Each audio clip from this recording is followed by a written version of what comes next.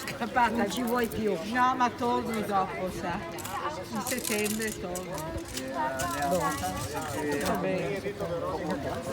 Appunto. Tutto bene?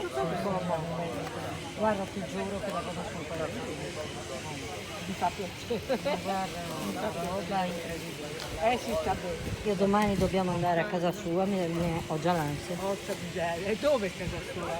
È vicino a Udine, a Basardella. A Basardella. C'è lo scalino. Anche perché devo tagliare le